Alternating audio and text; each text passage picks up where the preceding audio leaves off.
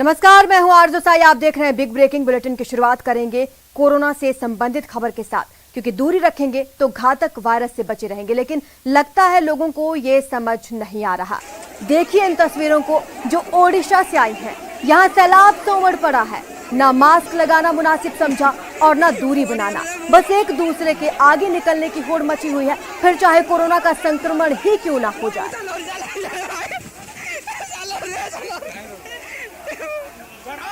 अब इस तालाब की वजह भी समझ लीजिए। यहाँ पर वैक्सीनेशन कैंप लगाया गया। खबर लगी तो लोगों की भीड़ टूट पड़ी। टीका लगवाने वालों की लंबी लाइन लग गई, लेकिन वैक्सीन सेंटर पर सब इंतजाम धरे के धरे रह गए।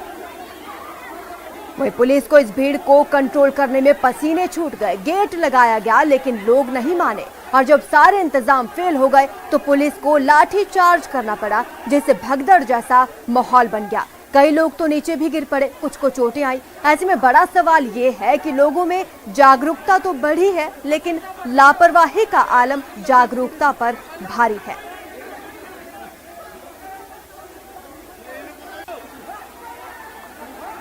ये ओडिशा से तस्वीरें आई हैं। तस्वीरें डराने वाली हैं। देखिए कहीं पर भी कोरोना का खौफ नजर नहीं आ रहा। ये तस्वीरें एक वैक्सीनेशन सेंटर की हैं, जहां पर वैक्सीन लगवाने के लिए लोगों की भीड़ उमड़ पड़ी और लोग ये भूल गए कि जिस बीमारी से बचने के लिए वो वैक्सीन लगाने के लिए आए हैं, वो संक्रमण का खतरा भीड़ में ज्यादा होता है।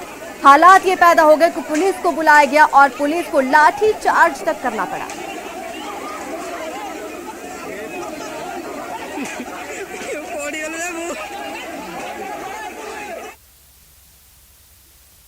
अगली खबर मुंबई के विरार से, जहां ऑटो पर नारियल का झाड़ गिर गया और बाल बाल ऑटो चालक बचा। झाड़ से ऑटो बुरी तरह से क्षतिग्रस्त हालांकि हो गया है, और ये पूरा हादसा सीसीटीवी कैमरा में कैद हो चुका है।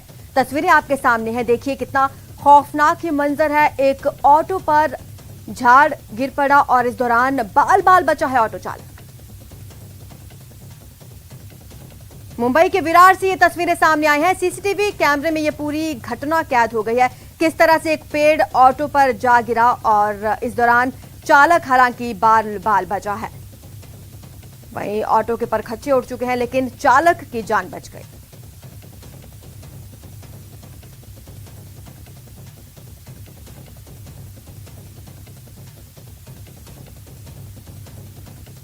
तो बरसात की वजह से लगातार ऐसी तस्वीरें सामने आ रही हैं। कहीं पर पेड़ गिर रहे हैं, कहीं पर पोल। तो ऐसी ही एक तस्वीर मुंबई के विरार में देखने को मिली। देखिए ये सीसीटीवी फुटेज सामने आया है।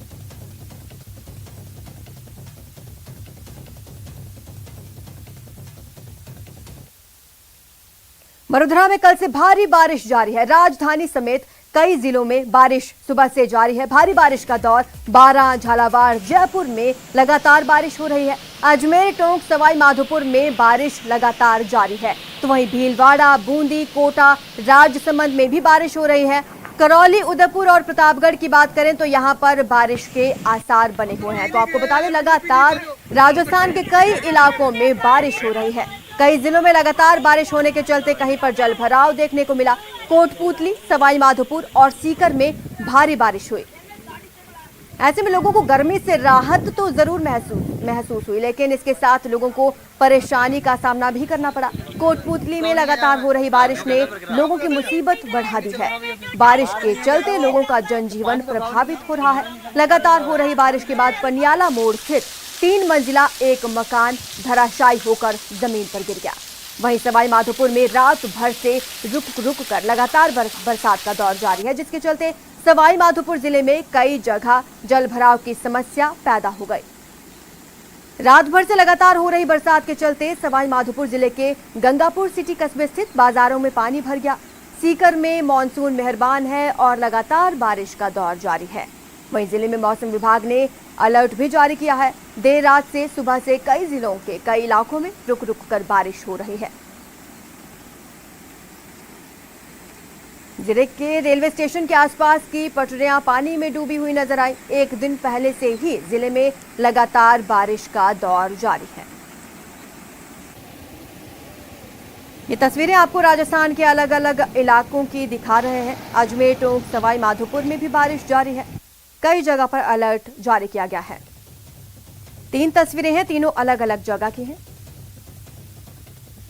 कोटपुतली, सवाई माधोपुर और सीकर में भारी बारिश हो रही है। कई जगह बारिश के चलते लोगों को गर्मी से राहत महसूस हुई, लेकिन साथ ही लोगों की परेशानी बढ़ गई, जो आप तस्वीरों में देख पा रहे हैं। कोटपुतली में लगातार हो रही बारिश ने लोगों की मुसीबत बढ़ा दी है। जनजीवन प्रभावित हुआ है। लगातार हो रही बारिश के चलते पनियाला मोड़ स्थित 3 मंजिला मकान धराशायी हो गया।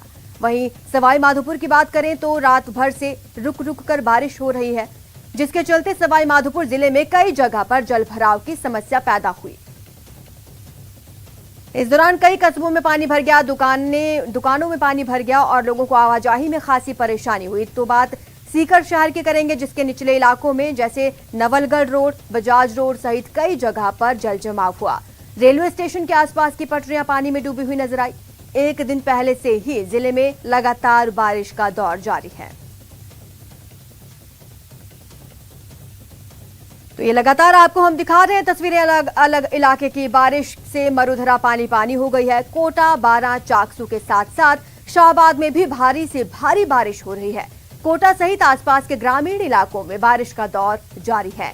कोटा खातौली श्योपुर स्टेट हाईवे 70 पार्वती नदी की पुलिया डूबने से एक बार फिर ठप हो गया है। इटावा क्षेत्र सहित हड़ौती क्षेत्र के ग्रामीण इलाकों में लगातार बारिश होने के कारण पार्वती नदी में एक बार फिर पानी की आवक हुई और खातौली पार्वती नदी की पुलिया डूब गई। बारां में शाहबाद क्षेत्र में अच्छी बारिश के चलते पठारी इलाकों में पानी आने से शाहबाद की वादियों में स्थित मनमोहक कुंडाखो का झरना गिरने लगा है। ये मनमोहक तस्वीरें आप अपने स्क्रीन पर देख सकते हैं। 400 फीट की ऊंचाई से गिरने वाले इस झरने को देखना लोग पहुंचने लगे हैं। शाहबाद क्षेत्र में करीब 90 mm बारिश के बाद नदी नाले उफान पर हैं। चाकसू में भी बारिश का दौर जारी है। लोगों का जनजीवन अस्त व्यस्त हो चुका है। बारिश ने जिम्मेदारों द्वारा किए जा रहे इंतजामों की पोल खोल कर रख दी है।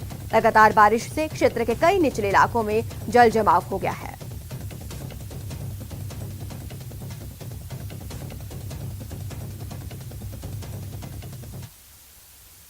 नागौर से बड़ी खबर है। रेलवे ट्रैक के नीचे से निकली मिट्टी। जयपुर जोधपुर रेल मार्ग बाधित हो चुका है। मौके पर रेलवे अधिकारी मौजूद हैं। तेज बारिश की वजह से ये मिट्टी खिसक गई है। आप तस्वीरें देख सकते हैं किस तरह से पटरी उखड़ गई है और इसके नीचे की सारी मिट्टी निकल चुकी है, क्योंकि तेज बहाव है, लगातार बारिश हो रही है और ऐसे में नदियां नाली उफान पर हैं। लगातार बारिश की वजह से पटरी के नीचे की मिट्टी खिसक गई और ये मंजर आपके सामने है।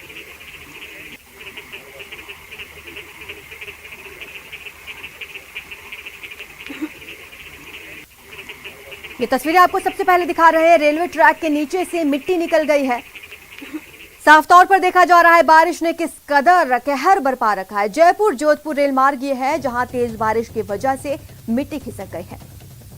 महेंद्र बिश्नोई हमारे संवाददाता हमारे साथ जुड़े हैं। महेंद्र, ये किसी बड़े हादसे को दावत देने जैसा है। देखिए आरजू, ये जो मिट्टी खिसकने का मामला है रेलवे ट्रैक से, निश्चित तौर पर ऐसी घटना होने से बड़ा हादसा हो सकता है, लेकिन यहाँ हादसा टल गया था। रेलवे के कर्मचारी भी सजग थे, क्योंकि रात्रि से ही इस पूरे इलाके में तेज बारिश का दौर चल रहा था। नागौर जिले में चाहे नवा कुचमन क्षेत्र हो, लाडबू क्षेत्र हो और मकराना क्षेत्र, इन तीनों इलाकों में देर रात्रि से ही मूसलाधार बारिश चल रही थी। तो इस कारण से रेलवे के कर्मचारी पहले से ही सतर्क थे और उन्होंने समय पर इसकी सूचना भी अधिकारियों को कर दी थी। और जब मंडोर एक्सप्रेस निकल रही थी तो उस दौरान मंडोर एक्सप्रेस को पहले ही रोक दिया गया था और मंडोर एक्सप्रेस के रोके जाने के बाद जो ट्रैक है उसको दुरुस्त करने की कवायद भी शुरू कर दी गई थी। मंडोर एक्सप्रेस को सांबर लेक स्टेशन पर रोका गया था। ये जो गोविंदी जो रेलवे स्टेशन है वो फुलेरा का निकटवर्ती रेलवे स्टेशन है, मेड़ता रोड फुलेरा रेल मार्ग पर, और नागौर जिले का सीमावर्ती इलाका है जो जयपुर के सीमा से मिलता है। यहाँ तेज बारिश के कारण ये रेलवे ट्रैक के नीचे से मिट्टी बही है और अब रेलवे के कर्मचारी इसमें जुटे हुए हैं। मंडोर एक्सप्रेस जो रास्ते से गुजर रही थी उसमें नागौर के सांसद हनुमान बेनीवाल भी सवार थे और जब सांबर लेक स्टेशन पर ट्रेन को रोका गया था, काफी समय लगा, तो उन्होंने रेलवे के अधिकारियों से बात भी करी है कि कोई दूसरा रूट हो तो उस रूट से अगर ट्रेन जा सके तो अजमेर के रास्ते जी से शुक्रिया महेंद्र, तमाम डाइवर्ट जानकारी के लिए। करने तो आपको बता दें कि ये जो तस्वीरें आप देख रहे हैं ये रेलवे ट्रैक की तस्वीरें हैं और इस ट्रैक के नीचे से मिट्टी बह गई है लगातार हो रही बरसात के चलते। ऐसे में अब रेलवे अधिकारियों का यही कहना है कि जल्द ही इसको दुरुस्त करवा लिया जाएगा।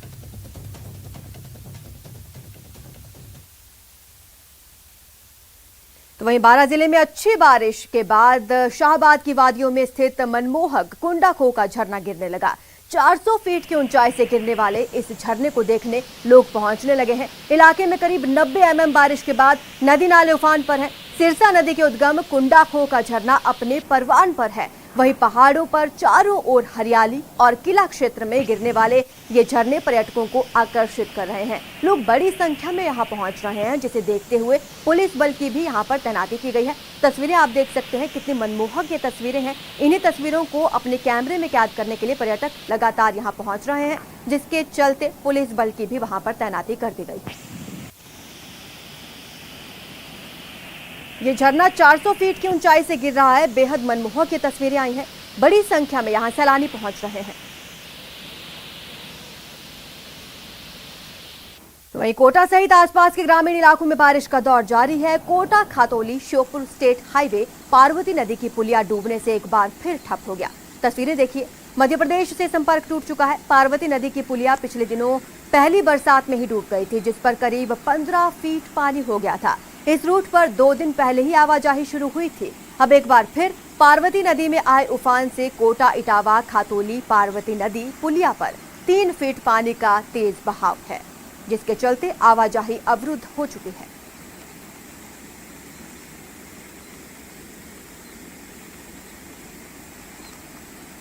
वहीं जयपुर से सटे चाकसू इलाके में बीती रात से लगातार हो रही बारिश ने लोगों का जनजीवन अस्त व्यस्त कर दिया है। इसके साथ ही बारिश ने व्यवस्थाओं की पोल खोल कर रख दी। लगातार बारिश के बाद निचले इलाकों में पानी भर गया है, जिससे लोग घरों में कैद होकर रह गए हैं। कस्बे के हाईवे पर बारिश का पानी तेज गति से बह रहा है, जिससे वाहनों की आवाजाही पर खासा असर पड़ा है।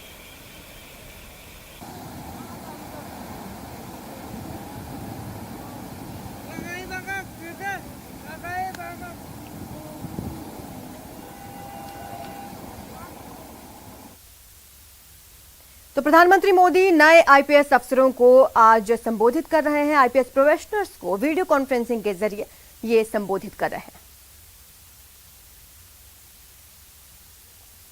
की अटैचमेंट पूर्ण करने के बाद अपने अपने राज्यों में और देशों में सक्रिय फर्ज में उपस्थित होंगे।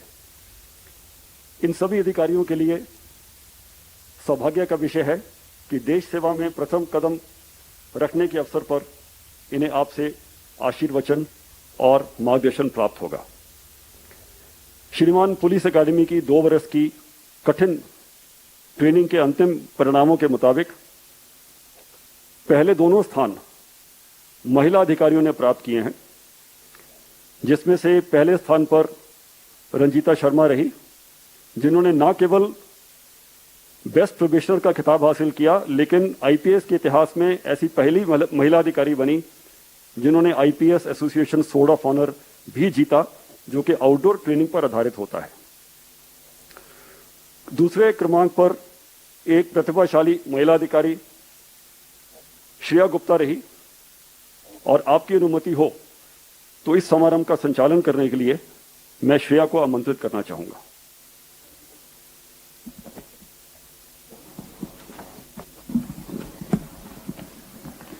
जय हिंद श्रीमान। मैं श्रेया गुप्ता भारतीय पुलिस सेवा के 2019 बैच की प्रवीक्षाधीन अधिकारी हूं। मैं मूलतः दिल्ली से हूं और मुझे तमिलनाडु काडर आवंटित हुआ है।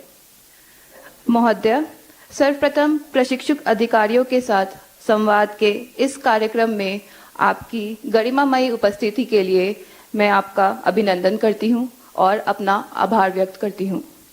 इस संवाद कार्यक्रम को आगे बढ़ाते हुए मैं अपने साथी अधिकारी श्री अनुज पालीवाल को आमंत्रित करती हूं कि वह अपना परिचय देकर आपसे संवाद शुरू करें।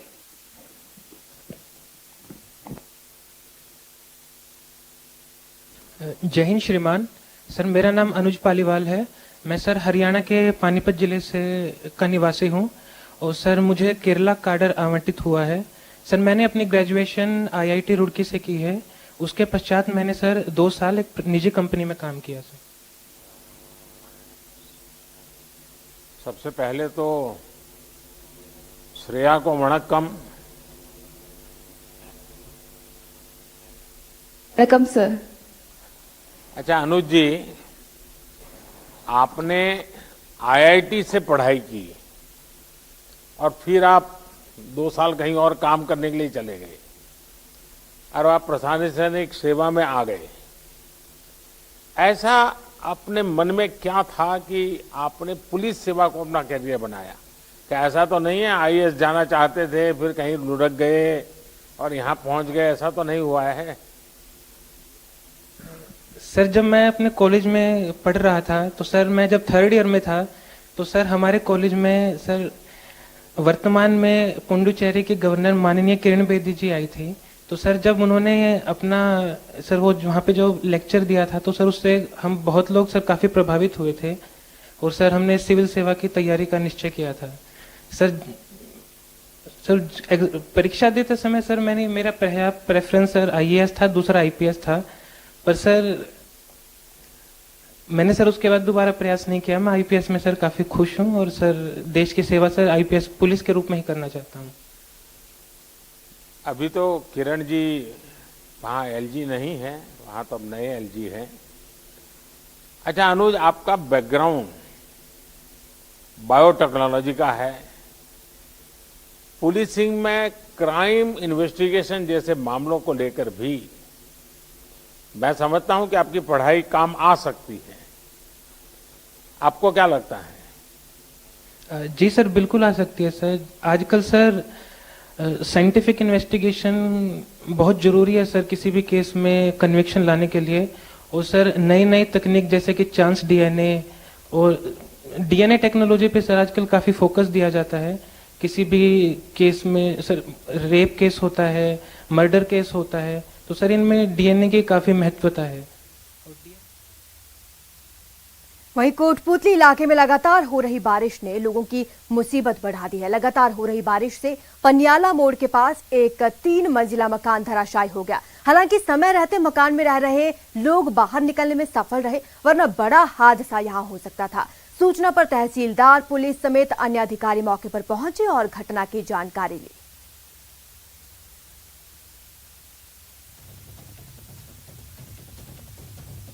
तो ये राहत वाली बारिश कहीं ना कहीं आफत बनती जा रही है। कई जगह पर ऐसे नुकसान की खबरें आ रही हैं और ये तस्वीरें देखिए, एक मकान धराशायी हो गया। हालांकि ये अलग अलग इलाके की तस्वीरें आपको दिखा रहे हैं। दौसा में भी लगातार बारिश हो रही है, पूरे शहर में पानी पानी हो गया, सड़कें समंदर बन गई, लोगों की परेशानी बढ़ गई है। बारिश के कारण दौसा के कई इलाके पानी पानी हो गए। हर जगह का नजारा कहीं मनमोहक हो चुका है तो कहीं पर जल भराव के कारण लोगों को परेशानी भी हुई। बात देवगिरी पर्वत की करेंगे तो सीढ़ियों से गिर रहा पानी झरना बना रहा और लोग इस मनोहारी दृश्य को जमकर देखने के लिए पहुंचे। हालांकि भारी बारिश से निचले इलाकों में पानी भर गया और सड़कें दरिया बन चुकी हैं। अलग अलग तरह की तस्वीरें पूरे राजस्थान से आ रही हैं। कहीं से मनमोहक तस्वीरें आ रही हैं तो कहीं पर जल जमाव के कारण लोगों को परेशानी भी हो रही है। भारी बारिश के कारण दौसा की सूरी नदी में भी पानी भर गया। भांकरी पर बने रहे निर्माणाधीन रेलवे अंडरपास में पानी भर गया, जिससे अंडरपास के पास रखी अतिरिक्त रेल की पटरी मिट्टी धंसने से अंडरपास में गिर गई। बारिश के पानी से लबालब दौसा शहर की मंडी रोड का जायजा लिया हमारे संवाददाता आशीष शर्मा ने। मंडी रोड पर खड़े हैं, यहाँ पर काफ़ी अच्छी बारिश हुई है। बारिश के चलते पूरा मंडी रोड लबालब हो चुका है और जो माहौल है वो काफ़ी खुशनुमा है। लोग बारिश का एंजॉय भी कर रहे हैं। हम कुछ युवकों से बात करने की कोशिश करते हैं कि किस तरह का मौसम है आज कैसा मौसम हो रहा है, क्या कर रहे हैं? बिल्कुल बढ़िया है, चारों जगह पानी भरा हुआ है। ऐसी बरसात होनी चाहिए, पानी का स्तर बहुत कम हो चुका है। अगर ऐसी बरसात होगी तो आगामी पीढ़ी के लिए बहुत अच्छा है। बिल्कुल काफ़ी अच्छा मौसम हो रहा है, लोग एंजॉय भी कर रहे हैं, साथ ही जो निचले इलाके हैं उनमें पानी भरा हुआ है। और अन्य जगहों की बात करें तो काफ़ी जगह यहाँ पर ज़िले के अधिकतर इलाकों में ये बारिश हुई है। ऐसे में बारिश से जो लोगों को काफ़ी दिन से उम्मीद थी कि अच्छी बारिश होए, वो आज उम्मीद पूरी हुई है। हालांकि लोग चाहते हैं कि हर 2-5 दिन में इस तरह की अच्छी बारिश होए, ताकि जो जल स्तर जो गिर गया है वो नियंत्रित हो और ऊँचा उठे। आशीष शर्मा, न्यूज़ 18, दौसा। बरसात का दौर जारी है और हम भी जायजा लेंगे अलग अलग इलाकों से। सौरभ गृहस्थी हमारे संवाददाता जुड़े हुए हैं जयपुर से, आशीष शर्मा संवाददाता दौसा से जुड़े हुए हैं हमारे साथ। सबसे पहले जयपुर का हालचाल पूछेंगे। जयपुर राजधानी है राजस्थान की, ऐसे में जयपुर में क्या हालात है? बारिश आफत बनकर आई है या फिर राहत है?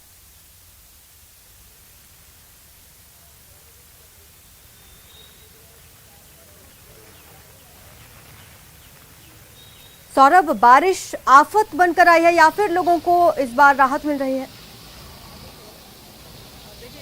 फिलहाल तो राहत ही कहा जाएगा, क्योंकि पूरे जब से मानसून राजस्थान में प्रवेश किया है उसके बाद पहली बार लोगों को सावन का एहसास जो है वो अब हो रहा है। कल रात से ही लगातार शहर में बारिश हो रही है। हालांकि इस दौरान तेज बारिश के बजाय रिमझिम बारिश का जो दौर है वो देखने को मिल रहा है और सुबह करीब 5:30 बजे तक 80 मिलीमीटर बारिश राजधानी जयपुर में हो चुकी है। हालांकि उसके बाद से भी इस वक्त तक लगातार रिमझिम बारिश का दौर देखने को मिल रहा है। सड़कों पर जगह जगह पानी भी भरा है। राहगीरों को कुछ मुश्किलें जरूर आ रही है, लेकिन चूंकि आज छुट्टी का दिन है इस लिहाज से लोग ज़्यादातर लोग जो है वो घरों में रहकर इस मौसम का जो है वो कह सकते हैं लुत्फ जो है वो उठा रहे हैं। हालांकि मौसम विभाग ने कहा है कि आज राजधानी समेत प्रदेश के कई हिस्सों में अच्छी बारिश जो है वो देखने को मिल सकती है। बारां और झालावाड़ में मौसम विभाग ने भारी से भारी बारिश की चेतावनी जो है वो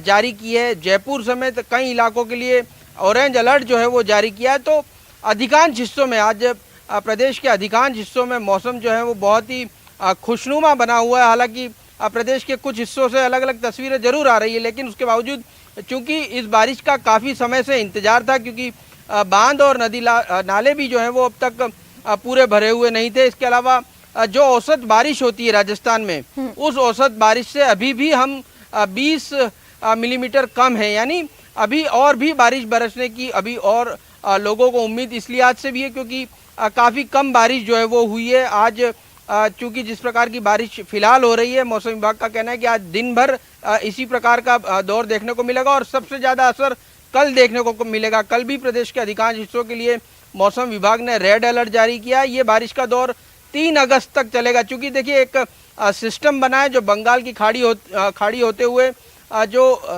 उत्तर प्रदेश और अन्य हिस्सों से होते हुए राजस्थान में प्रवेश किया और उसका सबसे ज़्यादा असर पूर्वी राजस्थान में इस वक्त देखने को मिल रहा है और ये 3 दिन तक इसका असर इसी प्रकार बरकरार रहेगा। ठीक है आशीष, दौसा में क्या हालात है? क्योंकि राजस्थान के अलग अलग हिस्सों से अलग अलग तरह की तस्वीरें आ रही हैं। दौसा में राहत है या फिर आफत?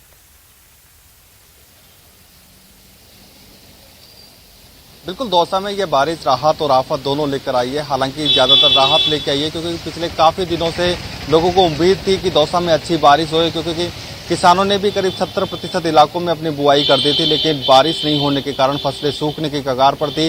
लेकिन बीती रात से जिले भर में हुई बारिश के चलते किसानों को काफ़ी राहत मिली है, उनकी फसलों में एक नई जान पैदा हुई है। साथ ही जो मनमोहक दृश्य भी दौसा में देखने को मिले हैं। दौसा के देवगिरी पर्वत पर झरने बहने लगे हैं, लोग एंजॉय कर रहे हैं, लुत्फ उठा रहे हैं पूरे मौसम का। कुछ इलाकों में जरूर आफत की खबरें आई हैं। जो दौसा का मंडी रोड इलाका है ये पूरी तरह जलमग्न है। यहाँ के मंडी रोड से जुड़ने वाली जो कॉलोनियां हैं, संगम विहार कॉलोनी, गोविंद नगर, ये सभी इलाके जलमग्न नजर आ रहे हैं। ऐसे में कुछ जगह आफत की खबरें आई हैं, साथ ही कुछ जगह राहत की खबर आई है। लेकिन लोगों को अभी उम्मीद है कि आगामी दिनों में भी इसी तरह की लगातार बारिश हो, क्योंकि दौसा जिला डार्क जोन जिला है, यहाँ भूजल स्तर काफी नीचे है। ऐसे में लोगों को काफी इस सीजन में उम्मीद है कि अच्छी बारिश होगी तो निश्चित रूप से दौसा का भूजल स्तर बढ़ेगा और लोगों को पेयजल समस्या का सामना आगामी दिनों में नहीं करना पड़ेगा। जी देखिए, प्रशासन हर बार अलग अलग व्यवस्थाएं करता है, लेकिन हर बार दावों की पोल खुलती है। राजधानी में जल जमाव के क्या हालात हैं सौरभ? देखिए, क्योंकि जिस प्रकार की बारिश इस वक्त हो रही है, ऐसे में कहीं पर भी ज़्यादा पानी के भराव की खबरें जो है वो नहीं आ रही हैं। हालांकि कुछ ऐसे इलाके हैं जहां पर हर बार जो है वो बारिश का पानी थोड़ा सा बरसने के बाद जमा हो जाता है, वहां पर अभी भी इस प्रकार की स्थितियां देखने को मिल रही हैं। डीसीएम चाहे हो या फिर खासा कोठी हो या फिर परकोटे के कुछ इलाके हों और निचले इलाके, वहाँ पर आमतौर पर चूँकि जैसे ही बारिश होती है उन इलाकों में पानी जो है वो भरता है। हालांकि इसके पीछे और भी कई कारण हैं, चूँकि जिस प्रकार से नालियों को सफाई जो है वो की जानी चाहिए वो नहीं होती हैं। आम लोग भी जो है वो उसमें कचरा फेंक देते हैं और कई तरह की दूसरी जो अतिक्रमण और अन्य चीज़ें, उनके कारण भी ये मुश्किलें सामने आती है। लेकिन हालांकि राजधानी में इस वक्त चूँकि बहुत हल्की बारिश का दौर देखने को मिल रहा है, इसलिए आज से अभी कहीं पर भी जल भराव की स्थिति जो है वो नहीं है। जी, लेकिन जी शुक्रिया आपका तमाम जानकारी के लिए। तो आपको बता दें कि लगातार अलग अलग तरह की तस्वीरें पूरे राजस्थान से आ रही हैं। कहीं पर राहत बनी हुई है, कहीं कहीं बरसात का कहर भी देखने को मिल रहा है। ऐसे ही हम अपनी अगली खबर की ओर बढ़ेंगे जो बरसात से संबंधित ही है।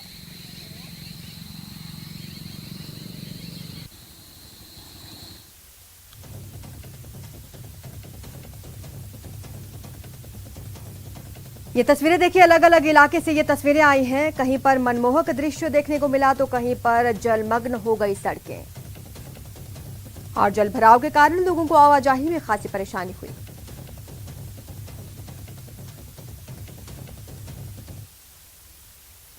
धौलपुर में एक ट्रक वाले ने पानी से पंगा ले लिया, फिर आगे क्या हुआ आप भी देखिए।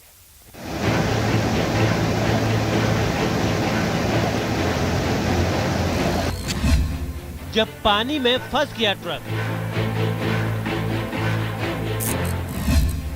जब पानी ने थामे ट्रक के पहिए, जब पानी ने रोकी ट्रक की रफ्तार, इस ट्रक वाले ने पानी से पंगा ले लिया और फिर देखिए क्या हाल हुआ। पानी ने सिलेंडर से भरे ट्रक के पहिए थाम दिए और ट्रक वाले की जान भी सांसत में आ गई। पहले धीरे धीरे ट्रक आगे बढ़ा, लेकिन बीच मझधार में जाकर ट्रक जाम हो गया। न आगे बढ़ पाया और न पीछे लौट पाया। पानी की तेज धार और ट्रक की थमी रफ्तार को देखने के लिए पुलिया के दोनों ओर अच्छी खासी पब्लिक भी जमा हो गई। खबर के बाद पुलिस प्रशासन और एसडीआरएफ की टीम भी मौके पर पहुंची, लेकिन उससे पहले ही गांव वालों की मदद से ट्रक चालक को बाहर निकाल लिया गया। पार्वती नदी में अत्यधिक बहाव था और उस बहाव में एक ट्रक चालक ने यहाँ से निकलने की कोशिश की, लेकिन पानी अधिक होने की वजह से वो फंस गया रास्ते में। लेकिन गनीमत ये है कि स्थानीय लोगों की मदद से और पुलिस प्रशासन के सहयोग से उसको सुरक्षित रूप से निकाल लिया। लेकिन सिलेंडर से भरा ट्रक पानी में ही फंसा रहा। सबको डर सता रहा था कि पानी कहीं सिलेंडर से भरे ट्रक को ना बहा ले जाए, लेकिन मौके पर पहुंचते ही एसडीआरएफ का एक्शन तुरंत शुरू हो गया।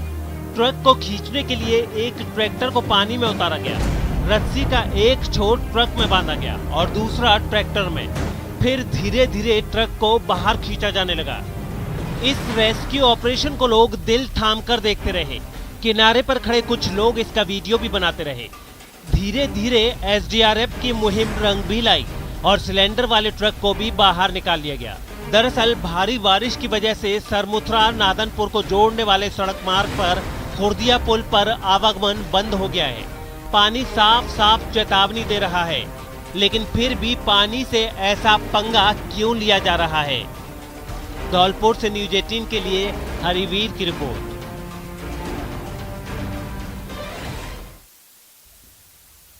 गैंगस्टर काला जठेड़ी मामले में अपडेट है। दिल्ली पुलिस को बड़ी सफलता मिली है। स्पेशल सेल ने महिला गैंगस्टर को पकड़ा है। राजस्थान की कुख्यात महिला डॉन है अनुराधा आनंदपाल सिंह का सहयोग कर रही है। अनुराधा फिरौती, किडनैपिंग और हत्या की साजिश के कई केस दर्ज हैं।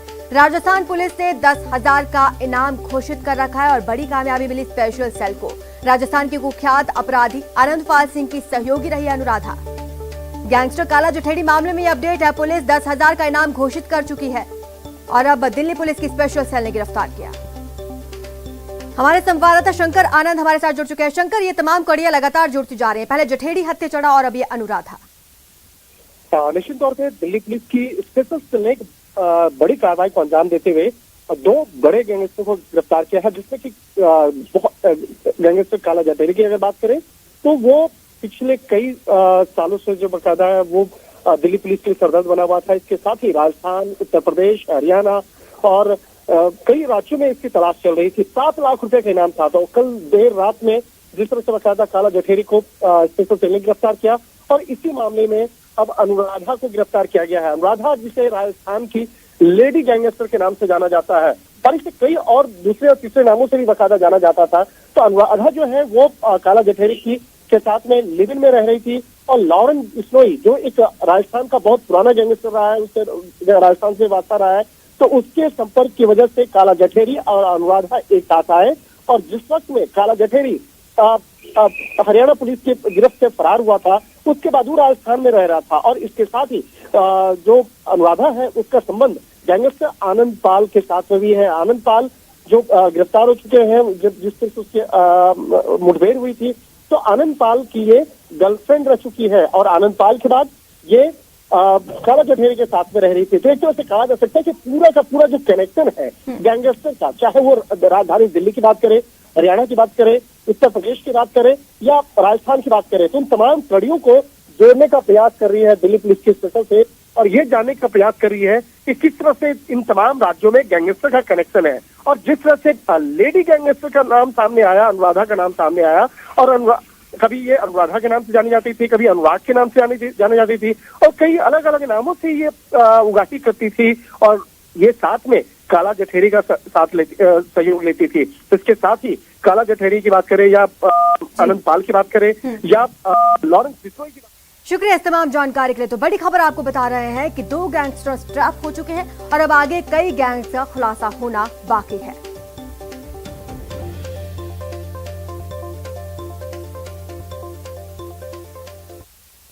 तो आज स्वर्गीय मोहनलाल सुखाड़िया की जयंती है और पीसीसी चीफ गोविंद सिंह डोटासरा संबोधित कर रहे हैं। में हो चुके हैं, हमारी सरकार ने पूरे किए हैं। तो एक बुकलेट भी आपको पता होगा जारी हुई थी और ये उसी कड़ी में देखा जा रहा है कि अब 6 महीने और हो गए तो 2.5 साल हो गए हमारे। तो 2.5 साल के अंदर जो काम मैनिफेस्टो के हैं वो कौन से काम इन प्रोग्रेस हैं, वो किस गति से प्रोग्रेस कर रहे हैं, कौन से काम बाकी रह गए उनको पूरा करना होगा, वो पूरा फीडबैक लेंगे और जो उनके सुझाव होंगे उस सुझावों के ऊपर सरकार काम करेगी और हम सब मिलकर के राजस्थान की जनता जिसने सराखों पे बैठा करके राजस्थान में कांग्रेस की सरकार बनाई है, उनके कल्याण के लिए जो भी वादे हमने घोषणा पत्र के माध्यम से राहुल गांधी जी, सोनिया गांधी जी ने और कांग्रेस पार्टी ने किए हैं, उनको पूरा करने के लिए हम सब लोग कृत संकल्पित। सही गति से हम आगे बढ़ रहे हैं सर, वादे पूरे करने में इसमें कोई दो राय नहीं है। पहली बार किसी भी सरकार ने 2 साल के अंदर अंदर अपने घोषणा पत्र का हिसाब दिया, जबकि कई सरकारें 5 साल में भी हिसाब नहीं देती। न मोदी जी ने 5 साल में हिसाब दिया, दोबारा सत्ता में आ गए सेना के शौर्य के पीछे छुप करके।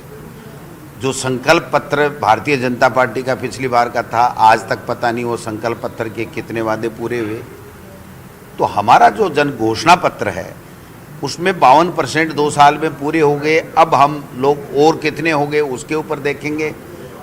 कल जब इसकी समीक्षा होगी तो पता चलेगा कि कितने हो गए और कौन से वादे रह गए, उसको हम किस गति से। हमने तो 1.5 साल तो कोरोना का भी सामना किया है, उसके बावजूद आप देखिए कि बजट का इम्प्लीमेंटेशन भी हम बहुत बेहतर तरीके से कर रहे हैं और हम जन घोषणा पत्र जो हमारा कांग्रेस पार्टी का है। इस बुलेटिन में फिलहाल इतना ही। आप बने रहें हमारे साथ और देखते रहिए।